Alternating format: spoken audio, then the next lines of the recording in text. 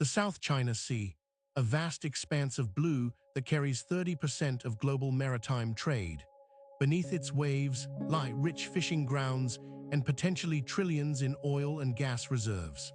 But today, these waters are divided by a line that traces its origins to ancient history. This is the Nine-Dash Line, China's claim to sovereignty over nearly the entire South China Sea. To understand why this line exists, we must journey back through centuries of Chinese maritime history, where ancient maps tell stories of exploration and territorial knowledge. Our story begins during the Han Dynasty, over 2,000 years ago. Chinese texts from this period already mention voyages to the Southern Sea, documenting islands and maritime routes that would later become part of China's territorial consciousness. The Tang Dynasty saw China's maritime presence expand dramatically. Official records from this golden age describe regular patrols and administrative control over islands in what we now call the South China Sea, establishing patterns of governance that would echo through history. But it was during the Song Dynasty that Chinese maritime technology truly flourished.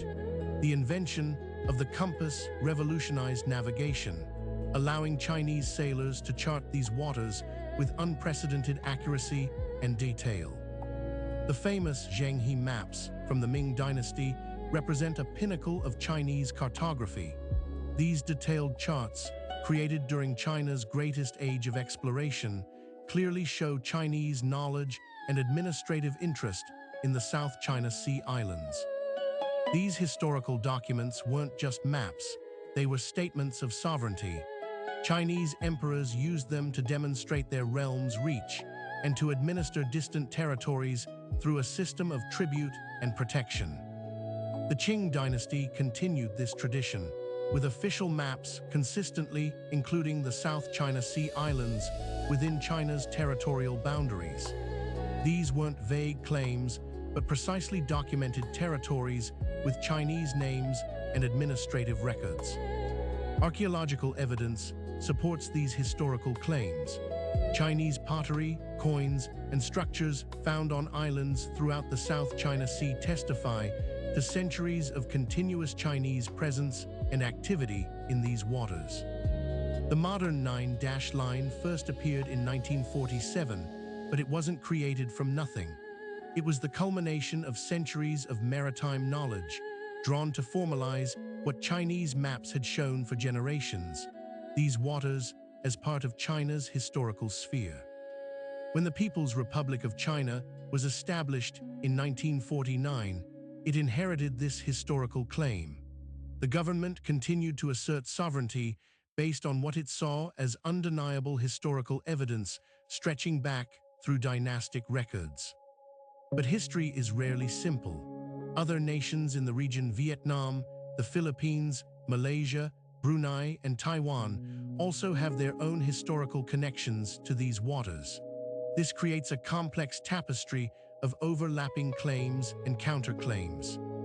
The United Nations Convention on the Law of the Sea, established in 1982, created new rules for maritime boundaries. It emphasized proximity and exclusive economic zones, which sometimes conflicted with historical claims like China's Nine-Dash Line. In 2016, an international tribunal ruled against China's historical claims under UNCLOS. The decision highlighted the tension between ancient historical rights and modern international law, a clash of temporal perspectives with profound implications. China rejected this ruling, arguing that historical rights predate and supersede modern international law. This position reflects a fundamental philosophical difference about how territory should be determined, through continuous historical presence or through contemporary legal frameworks. The strategic importance of the South China Sea cannot be overstated. It's a crucial shipping lane, a rich fishing ground, and potentially holds vast energy resources. Control means economic power and regional influence. China has been building artificial islands and military installations in disputed areas turning historical claims into physical presence. These constructions have transformed the geopolitical landscape, making the nine-dash line more than just lines on a map. Other nations have responded with their own military deployments and international alliances. The United States conducts freedom of navigation operations, challenging what it sees as excessive maritime claims. This isn't just about territory, it's about different understandings of history itself. China views the nine-dash line as documenting continuous historical presence, while critics see it as a modern invention for geopolitical expansion. The archaeological evidence continues to be debated. While Chinese artifacts are found throughout the region, so are artifacts from other civilizations. The question becomes, what constitutes sufficient historical presence to claim sovereignty? Some scholars argue that historical Chinese maps show awareness rather than administration. They question whether ancient knowledge of islands necessarily translates to modern sovereignty claims over vast maritime territories. Others point to the continuity of Chinese maritime activities, fishing, trade, naval patrols, as evidence of sustained interest and control. They argue that history shows patterns of use that establish territorial rights. The concept of historical waters in international law is itself controversial. Unlike land territory, maritime boundaries have traditionally been based on different principles, making historical claims to sea areas particularly complex. China's Belt and Road Initiative adds another layer to this dispute. The South China Sea is crucial to maritime trade routes connecting China to the world, making control not just about resources, but about global economic connectivity. Regional diplomacy has created competing approaches. ASEAN nations seek collective solutions, while bilateral negotiations continue between individual countries. The complexity mirrors the historical layers of the dispute itself. Environmental concerns add urgency to the dispute. Coral reefs are being damaged by island construction and overfishing. The ecological health of the South China Sea affects all nations in the region, regardless of territorial claims. The human dimension is often overlooked. Fishermen from all nations have worked these waters for generations, developing their own understandings of territory and access that don't always align with government claims. Technological advances are changing the nature of the dispute.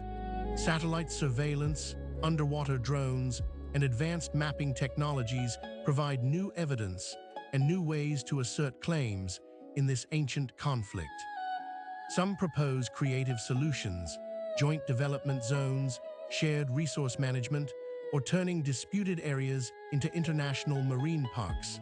These approaches seek practical cooperation while setting aside ultimate sovereignty questions. The nine-dash line represents more than a boundary dispute.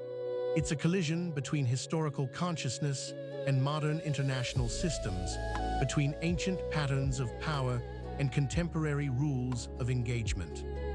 Understanding this requires appreciating how China views its own history, not as a series of disconnected events, but as a continuous civilization whose territorial consciousness stretches back millennia.